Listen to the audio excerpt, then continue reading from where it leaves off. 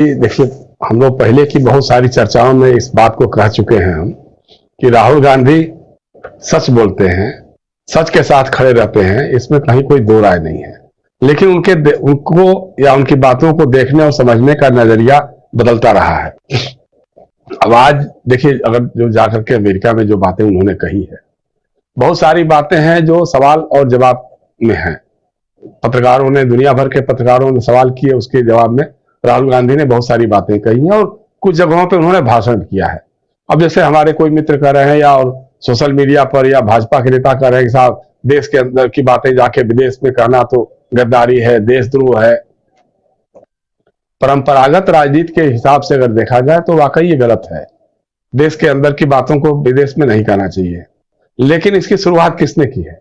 और वैसे भी आज तो ग्लोबल विलेज हो गया, पूरा दुनिया पूरी जो है एक गांव में बदल गई है। इंटरनेट के जमाने में आप दिल्ली में जो लिखेंगे, बोलेंगे या कहीं पत्रकारों के सवाल के जवाब देंगे, वो अमेरिका के राइटर की न्यूज एजेंसी कवर करेगी और अखबार दुनिया के छापेंगे। इसलिए अब तो ऐसा कोई बंधन तो रह नहीं गया है। लेकिन मैं कहना चाहता हूं कि अगर राहुल गांधी अमेरिका में जाकर के ये जो बातें बोल रहे हैं, उसके लिए अगर वो देशद्रोही हैं, तो सबसे बड़ा देशद्रोही या सबसे बड़े महादेशद्रोही तो नरेंद्र मोदी हैं, जिन्होंने प्रधानमंत्री की हैसियत से, मैं आपको कुछ बता रहा हूं, अभी मैं थोड़ी देर पहले ही नोट कर रहा था कि प्रधानमंत्री की हैसियत से सियोल में उन्होंने जाके क्या कहा, दक्षिण अफ्रीका की राजधानी, दक्षिण कोरिया की राजधानी में सियोल में क्या कहा। पता नहीं पिछले जन्म में कौन सा पाप किया था कि हिंदुस्तान में पैदा हो गए। ये कोई देश है? ये कोई सरकार है? ये कोई लोग हैं? चलो छोड़कर कहीं और चले जाते हैं। ये कोई देश का नागरिक नहीं कह रहा, देश का प्रधानमंत्री कह रहा है। और सुनिए साहब, ओमान में गए नरेंद्र मोदी जी प्रधानमंत्री के हैसियत से, उन्होंने क्या कहा?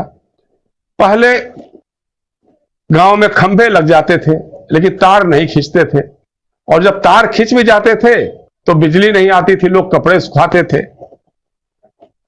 ये बात उन्होंने जाके कही।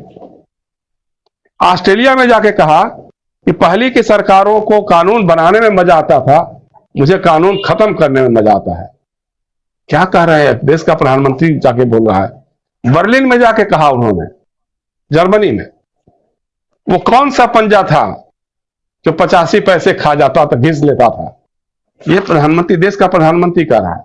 तो देश के अंदर की बातें, देश के जो पिछली सरकारें रही हैं, बिना तथ्य को जाने समझे जिस तरह से जो बोलते हैं वो तो बोलते ही हैं। वो जाकर के दुनिया के देशों में जाके कहना, इससे बड़ा महाद्रोह या महादेशद्रोह तो अब कुछ हो ही नहीं सकता है। तो कायदे से तो भाजपा के नेताओं से को कहना चाहिए, अगर उनमें जरा सा भी आत्मबल है, जो है नहीं उनके अंदर, रीढ़ की हड्डी है, तो रीढ़ की हड्डी दिखाते हुए कहना चाहिए, प्रधानमंत्री जी हम राहुल गांधी की आलोचना कैसे करें? आपने जा जाकर के जो कुकर्म किए हैं, जो भाषण किए हैं दुनिया भर में, उसके लिए पहले आपको माफी मांगना चाहिए, आपको पहले पदत्याग करना चाहिए। लेकिन है वो विश्वगुरु हो गए हैं साहब, और राहुल गांधी पप्पू हो गए हैं, देशद्रोही हो गए हैं। अब आज की तारीख पे आप देखिए अभी क्या हुआ है। मध्य प्रदेश में महाकाल का जो कॉरिडोर है, उसमें जो कॉरिडोर में मूर्तियां बनाई गई हैं, एक मामूली सा अंधड़ आया, उसके अंधड़ के थपेड़ों को ये मूर्तियां झेल नहीं पाई, सब टुकड़े टुकड़े में खड़ी हो गई। और जो नेपाल के प्रधानमंत्री अभी वहां जा रहे थे देखने के लिए, तो आनंद फानंद में उसको फिर से बना रहा है। जबकि सनातन धर्म में जो कहा जाता है कि एक बार मंदिर अगर मूर्ति खंडित हो जाती है तो उसको विसर्जित कर दिया जाता है, लेकिन उन्हीं मूर्तियों को कर दिया। अब लोग कह रहे हैं कि कर्नाटका की सरकार तो 40% की थी, ये तो 80% की सरकार है। मामा जी की सरकार जो है 80% की है। तो कौन सा फूल है जिसकी शाखाओं ने महाकाल कॉरिडोर के पैसे को हड़प कर लिया, सोख लिया? कौन सा फूल है? ये बताना चाहिए भाजपा के लोगों को। तो ये सारी चीजें तो हैं। अब मतलब एक तो मूर्खता की पराकाष्ठा है। अब मैं सुन रहा था, कहीं देख रहा था कि साहब वो राहुल गांधी ने मुस्लिम लीग को सेकुलर पार्टी कह दिया। अरे भाई, थोड़ा बहुत तो पढ़ाई लिखाई क्या करो। वो जो राहुल गांधी कर रहे हो, इंडियन यूनियन मुस्लिम लीग की बात कर रहे हैं। इंडियन यूनियन मुस्लिम लीग चुनाव लड़ती है, साझा सरकारों में रहती है, उसको भारतीय संविधान में आस्था है। अगर वो सांप्रदायिक है तो उसको बैन कर दो, लेकिन बैन तो नहीं किया कभी आपने। भारतीय जनता पार्टी हिंदू राष्ट्र की बात करती है, लेकिन हमने कभी नहीं सुना कि मुस्लिम लीग मुस्लिम राष्ट्र की बात करती है, ऐसा तो हमने कभी नहीं सुना। तो सांप्रदायिक आप हो, सांप्रदायिकता की राजनीति आप करते हो और तोहमत लगाते हो कि राहुल गांधी मुस्लिम लीग को सेकुलर होने का सर्टिफिकेट दे रहे हैं। भाई मुस्लिम लीग जिसकी बात आप कह रहे हैं, हो सकता है कि जिना की मुस्लिम लीग रही होगी, जो पाकिस्तान की मुस्लिम लीग रही होगी, वो इस्लाम के आधार पर देश बनाने की बात करती रही थी उस समय, लेकिन उस मुस्लिम लीग के साथ तो तुमने सरकार साझा किया था। जो आपके पितामह है, जो आपके पुरखे हैं, श्यामा प्रसाद मुखर्जी जो भारतीय जनसंघ के संस्थापक अध्यक्ष थे, उन्होंने उस मुस्लिम लीग के साथ सरकार साझा किया था। फजलुल हक जब उसके प्रधानमंत्री थे, उसमें वित्त मंत्री थे हमारे श्यामा प्रसाद मुखर्जी जी, जनसंघ के नेता थे। कैसे बोल देते हो भाई? थोड़ी पढ़ाई लिखाई करो, IT सेल के लोगों कुछ भी फैला दोगे तो इसका मतलब नहीं है। लेकिन फर्क ये पड़ा है राजीव जी कि अब थोड़ा लोगों में जागरूकता बढ़ रही है। अब जो IT सेल रोज सुबह सुबह जो व्हाट्सएप यूनिवर्सिटी के जरिए हजारों लाखों की संख्या में मैसेजेस के जरिए फर्जीवाड़ा फैलाने का काम करती थी, अब लोग सजग होने लगे हैं, अब समझने लगे हैं। कर्नाटका इसका जीता जागता नमूना है। और जिस ढंग से विपक्ष की एकता की बातें हो रही हैं, जाहिर सी बात है 12 जून को हमसे आज कोई बता रहा था कि शायद वो राहुल गांधी भी जा रहे हैं, मल्लिकार्जुन खड़गे भी जा रहे हैं, नीतीश कुमार ने जो वहां बैठक बुलाई है, तो सारे दल मिल करके एक रणनीति तो बना रहे हैं। और ये बात जरूर है कि ये रणनीति अमेरिका में नहीं बन रही है, 2024 की रणनीति भारत में ही बन रही है। भारत के विपक्षी दल आपस में तय कर रहे हैं कि कैसे फासिस्ट, सांप्रदायिक और मनुवादी सरकार को अपदस्थ किया जाए, बाहर किया जाए। संविधान विरोधी जो सरकार है, अल्पसंख्यक विरोधी सरकार जो है, OBC और दलित विरोधी सरकार है, जो आदिवासी विरोधी जो सरकार है, उस सरकार से कैसे छुटकारा पाया जाए, इसकी रणनीति भारत में ही बन रही है।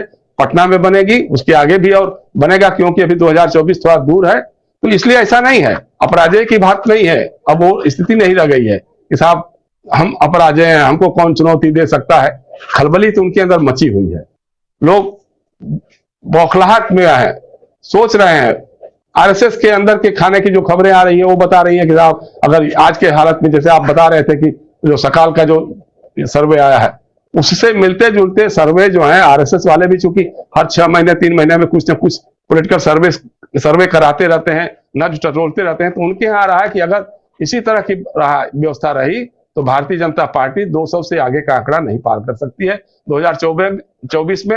ये बात एक तथ्य है। अब लेकिन ये तो RSS का सोच है, आम जनता का सोच जिस ढंग से परिलक्षित हो रहा है, मैं दावे के साथ कह रहा हूं कि हो सकता है कि मध्य प्रदेश, छत्तीसगढ़, राजस्थान हारने के बाद हालत और खराब हो जाए। और दूसरी बात यह है, आपने जैसे कहा ना कि भाई क्या नरेंद्र मोदी जी जाएंगे वाशिंगटन में, नेशनल प्रेस क्लब के सामने बात करेंगे? अरे उनकी हिम्मत तो इतना नहीं हो पाती है कि दिल्ली के प्रेस क्लब ऑफ इंडिया में आकर के बात कर ले पत्रकारों से। वो प्रायोजित सवाल चाहते हैं जिसका जवाब टेलीप्रॉम्प्टर पर लिखा हुआ हो, वो पढ़ करके दे दें। वो प्रायोजित इंटरव्यू, 1-to-1 इंटरव्यू भी जो दिया उन्होंने, वो भी अपने लोगों के प्रायोजित सवाल लेकर के दिया। आप आम खाते हैं, चूस के खाते हैं कि काट के खाते हैं, इस तरह के सवाल पूछे गए थे। तो उसके आदि नहीं है। 9 साल में उन्होंने कोई प्रेस कॉन्फ्रेंस नहीं, कभी दुनिया के देशों में भी जाकर के, कहीं भी दुनिया के किसी देश में जाकर के पत्रकारों से मुखातिब हो गए, स्पॉन्टेनियस अगर सवाल उन्होंने ले लिया हो, आज तक तो हम लोगों ने कभी सुना नहीं है। क्योंकि उसके लिए थोड़ी तैयारी तो जरूरी होती है, पढ़ाई लिखाई भी जरूरी होती है, जो यहाँ है नहीं। इसलिए 2024 बहुत कठिन होगा, इसमें कहीं कोई दो राय नहीं है। राहुल गांधी ने सही कहा, संजय राउत भी सही कह रहे हैं। मुझे लगता है कि हालत ज्यादा खराब होने वाली है अगर ये रहा तो, क्योंकि महंगाई पे आप रोक लगा नहीं सकते हैं, बेरोजगारी पे आप लगाम लगा नहीं सकते हैं, भ्रष्टाचार पे रोक लगा नहीं सकते हैं। जिस ढंग का महाकाल का आया, महाकाल लोगों को माफ नहीं करते हैं, बताते हैं लोग। अब हम तो कभी, हमारी उस ढंग से धार्मिक आस्था नहीं रही है, हालांकि हम जाते हैं, हम गए भी थे पिछले दिनों, तो हमको भी लगा था बड़ा अच्छा बना है यार, ये तो कॉरिडोर बड़ी अच्छी बोलती हुई मूर्तियां हैं, तस्वीरें हैं। लेकिन उन मूर्तियों और तस्वीरों का खोखलापन जो है वो अभी 4 दिन पहले उजागर हो गया। तो जो जिस ढंग का भ्रष्टाचार ओपन हो रहा है, उसको